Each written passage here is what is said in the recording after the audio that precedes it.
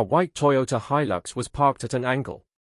Two bodies lay covered in emergency blankets and one man stood calmly amid the chaos.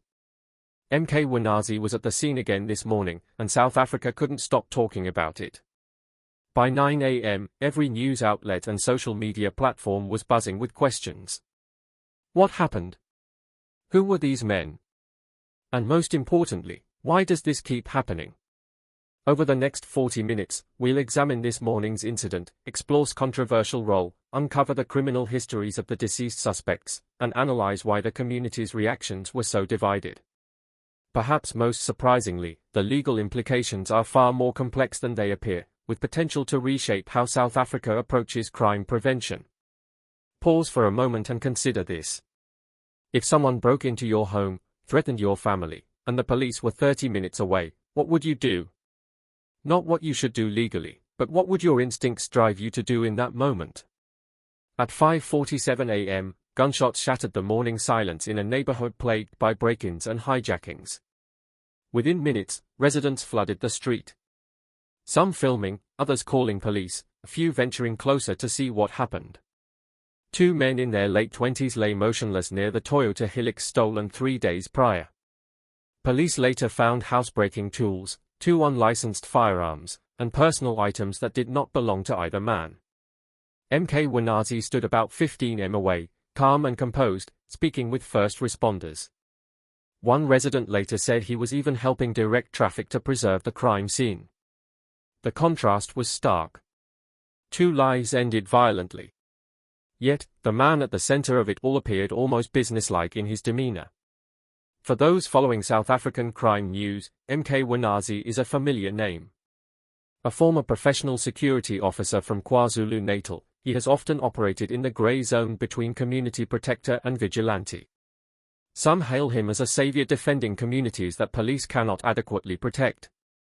Others warn he sets a dangerous precedent by taking the law into his own hands. His reserved media demeanor, speaking matter-of-factly rather than boasting, amplifies the polarization. Last year, he went viral saying, "I don't go looking for trouble, but I won't run when it finds me." That sentence encapsulates why he is simultaneously celebrated and criticized. The 2 men killed this morning were far from random. Suspect A had 7 arrests since 2019 for charges ranging from possession of stolen property to armed robbery and assault. He spent little time in prison, released on bail he could afford without legitimate employment, and failed to appear in multiple trials. Suspect B was linked to a hijacking syndicate across 3 provinces, though charges often failed due to missing witnesses. Police intelligence now suggests both were involved in at least 12 housebreakings over the past 2 months, including one that left an elderly woman hospitalized. These were career criminals, not petty thieves. Community reactions were mixed, but leaned toward relief. Residents gathered near the crime scene praising Mkhwanazi on social media. One Facebook post shared 15,000 times read, "Finally, someone who protects us instead of lecturing us about rights for criminals." Mothers spoke of anxiety their children had developed from repeated break-ins. Yet, some expressed concern that such incidents could escalate tensions or invite retaliation. The divide highlights a deeper tension, desperation for safety versus unease with how it was achieved legally. The situation is complex.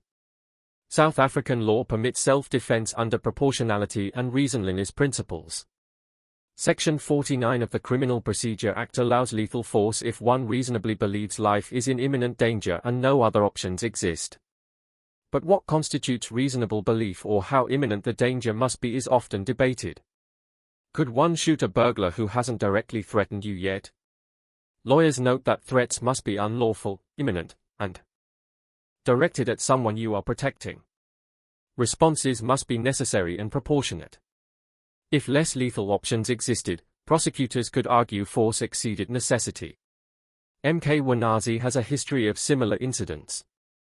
In the past 18 months, he has been involved in 5 cases where suspects were killed or seriously injured while committing crimes.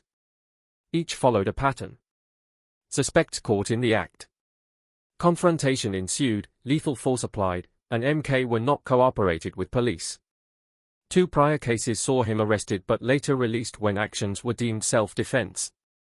Critics argue 5 incidents in 18 months suggest deliberate confrontation, while supporters point out he lives and works in high-crime areas. Police response this morning was measured. SEPS confirmed 2 deaths and 1 person being questioned within 2 hours. The provincial commissioner held a press briefing warning communities against taking the law into their own hands while acknowledging frustration over crime. Investigators will review ballistic evidence, witness statements, and camera footage, including Mkhwanazi's firearm usage. Crime statistics contextualize the public reaction. Murders are up 3 to 4% year-on-year. Hijackings rose nearly 10%.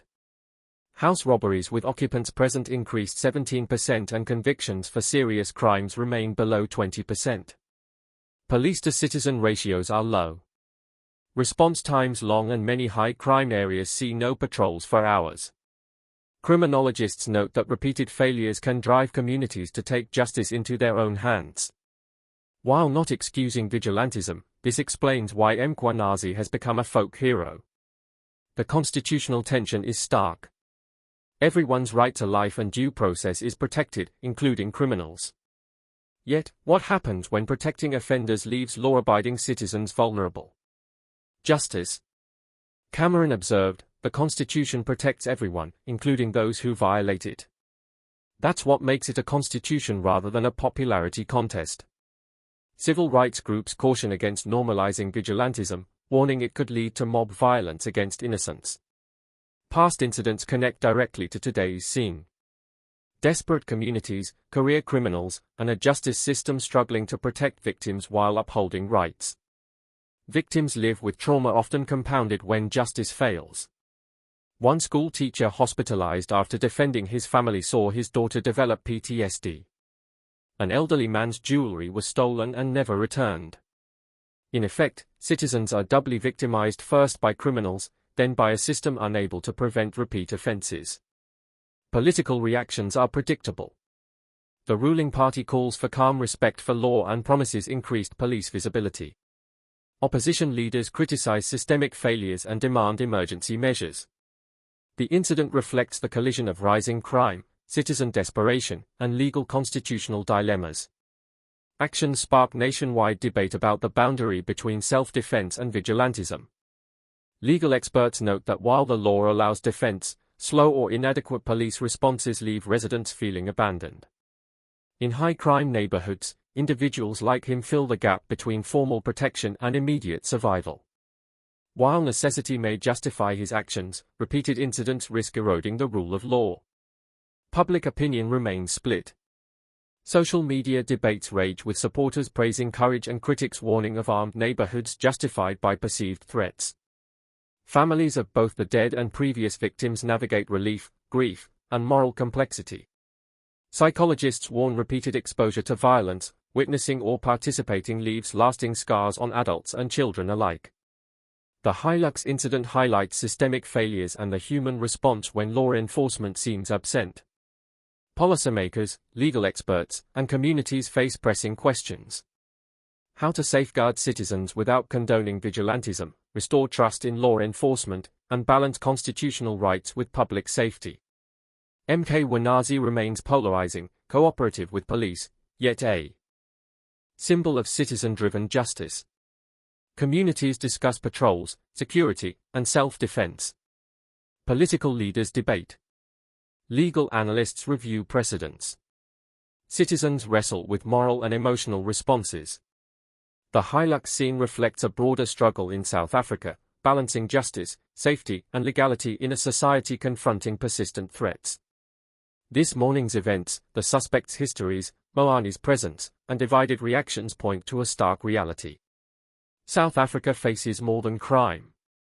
It confronts a crisis of confidence, legal ambiguity, and societal reckoning. The Hilux at an angle, bodies covered, and a calm man standing nearby symbolize a society grappling with the limits of justice and instinct for survival. Investigations will continue, but public discourse persists, reflecting questions of safety, legality, and morality. The story is not just a morning headline. It embodies ongoing tensions between protection, justice, and human instinct in a nation struggling to reconcile law, crime, and community.